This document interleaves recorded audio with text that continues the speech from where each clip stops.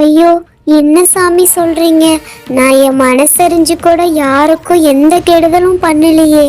அப்புறம் ஏன் அந்த பேய் என்ன பழி வாங்க வருது? எனக்கு எதுவுமே புரியல சாமி. ஆமா சாமி, தமயந்தி பத்தி எனக்கு நல்லா தெரியும். ஒருவேளை அந்த பேய் திங்கிற வச்சிருந்த சாப்பாட்டுக்கு இது புடுங்கிட்டு வந்துட்டாளா, இல்ல அந்த பேய் வச்சிருந்த நகை துணி எல்லாத்தையும் திருடிட்டு வந்துட்டாளா? என்ன பண்ணான்னு சொல்லுங்க சாமி, சொல்லுங்க. அதெல்லாம் எனக்கு தெரியாதுமா. பழி வாங்க வந்திருக்கிறது மட்டும்தான் என்னால சொல்ல முடியும்.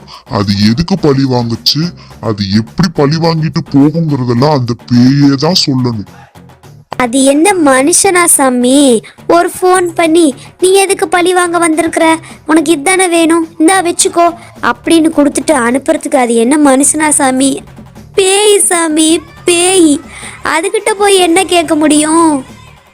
இங்க பாருங்கம்மா, நான் உங்க வீட்டுக்கு வந்து ஒரு பூஜை பண்ணி அந்த பேய் எதுக்கு வந்துச்சு, ஏன் பழி வாங்க வந்திருக்கு, அதையெல்லாம் தெரிஞ்சுக்கிட்டு அதை அனுப்பி வைக்கிறது என் வேலை. அதுக்கு நான் உங்க வீட்டுக்கு வரணும். நீங்க என்ன சொல்றீங்க? இல்ல இல்ல, வேண்டாம் சாமி. எங்க வீட்டுக்கெல்லாம் வர வேணாம் சாமி. என்னோட புருஷனுக்கு இந்த மாதிரி பேய் இது மேல நம்பிக்கை இல்லை. நீங்க வீட்டுக்கு வந்து பூஜை பண்ணணும் அது பண்ணணும்னு சொன்னீங்கன்னா வீட்டில் ஒரு பெரிய பிரச்சனையே வந்துடும். அது இல்லாமல் எங்கள் மாமியாரும் ரொம்ப பயந்துரும். நீங்க வீட்டுக்கெல்லாம் வர வேணாம் சாமி. வீட்டுக்கு வராம எப்படிமா அந்த பேய ஓட்ட முடியும்? அது இல்லாம அது எதுக்கு பழி வாங்குது அப்படின்னு தெரிஞ்சுக்கணும்ல. அதுக்கு நான் வீட்டுக்கு வந்துதான் ஆகணும். இல்ல இல்ல, வேணாம் சாமி. நீங்க என்ன பண்ணணும் எப்படி பண்ணணும்னு என்கிட்ட சொல்லுங்க, நான் பண்ணிக்கிறேன். நான் பண்ணி அந்த பேயை எப்படி என்ன பழி வாங்க வந்திருக்கு நான் தெரிஞ்சிட்டு வந்து உங்ககிட்ட சொல்றேன். அதுக்கப்புறம் ஏதாவது பரிகாரம் பண்ணுமா அப்படி நீங்க சொல்லுங்க, நான் பண்ணிக்கிறேன். இது ஒன்றும் விளையாட்டு இல்லம்மா. அந்த பூஜையில உன் உயிருக்கு கூட ஆபத்து வரலாம். அதனாலதான் நான் இவ்வளவு தூரம் உனக்கு சொல்றேன். இல்ல இல்ல சாமி, எங்க வீட்டுல கொஞ்சம் அப்படிதான்.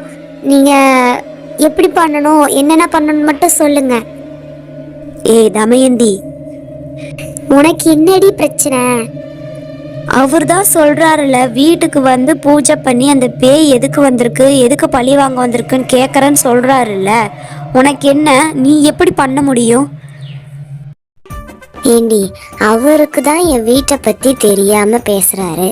நீ எல்லாம் தெரிஞ்சுக்கிட்டு இப்படி பேசுற? என் புருஷனும் என் மாமியாருமே போதும். இந்த மாதிரி போய் பூஜை பண்றேன் அப்படின்னு போய் சொல்லிட்டா அதுவே ஒரு பெரிய பிரச்சனையா மாத்தி சண்டை வர வச்சிருவாங்க. அப்புறம் எப்படி நான் போய் பண்றது? அவர் தான் உயிருக்கே ஆபத்து வரும்னு சொல்றாருல தமயந்தி, அப்படி எப்படி நீ மட்டும் தனியா பண்ணுவ? என்ன, நான் தனியா பண்ண போறேனா? அதான் நீ இருக்கிறீல, நீயும் நானும் சேர்ந்து தான் பண்ண போறோம். நீ அமைதியாயிரு. என்னது, நானா? ஏ, நான் பேயினாலே பேதி ஆயிருவேண்டி. என்ன போய் உங்களோட சேர்ந்து பண்ண சொல்றியேடி? ஏன் என் கூட நீ சேர மாட்டியா? என்ன பண்றது, ஃப்ரெண்டா போயிட்ட, உங்களோட சேர்ந்து பண்ணித்தானே ஆகணும். சரி, என்னமோ பண்ணு அப்படின்னு தமயந்தியும் ராணியும் 2 பேரும் பேசிட்டு இருந்தது அந்த புரோகிதர் அமைதியாக உட்காந்து கேட்டுக்கிட்டு இருந்தாங்க. அப்போ மறுபடியும் தமயந்தி புரோகிதர்கிட்ட, சாமி நீங்க என்ன சொல்லணுமோ சொல்லுங்க, அதை நான் செஞ்சிடுறேன். சரிம்மா, இனிமே உங்க விருப்பம். நான் உங்களுக்கு ஒரு தாயத்தை தரேன். அந்த தாயத்தை எடுத்துட்டு வீட்டுக்கு போங்க.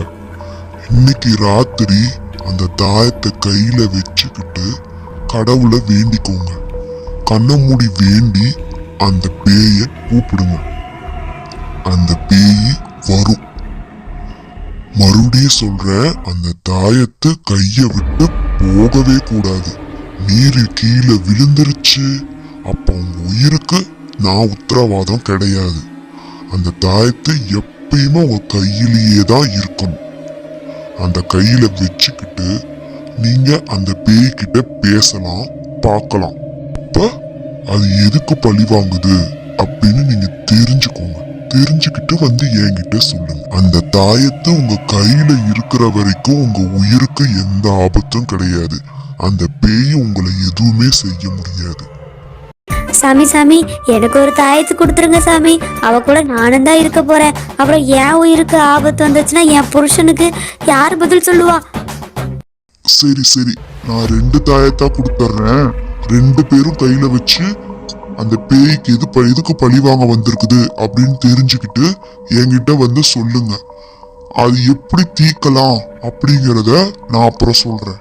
ஆனா ஜாக்கிரதையா இருக்கணும் அப்படின்னு அந்த பூசாரி அந்த தாயத்தை எடுத்து ராணி கையிலையும் தமயந்தி கையிலையும் கொடுக்குறாங்க.